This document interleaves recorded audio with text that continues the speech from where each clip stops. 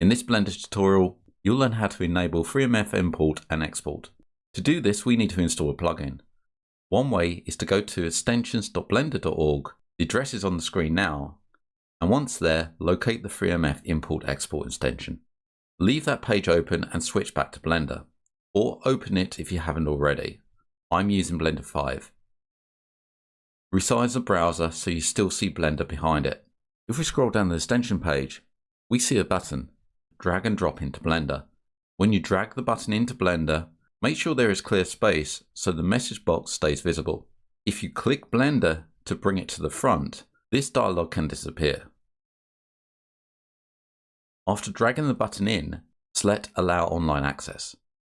Blender will open the Preferences window where you need to enable the Allow Online Access checkbox because it's not checked automatically. If this is the case, go back to the website and drag the button back in. We now have to wait for Blender to connect. Once connected, we can select the OK button.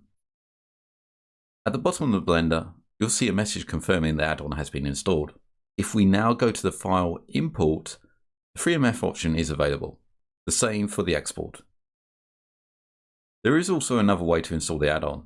Go to Edit Preferences. First, check that you don't already have the FreeMF extension installed.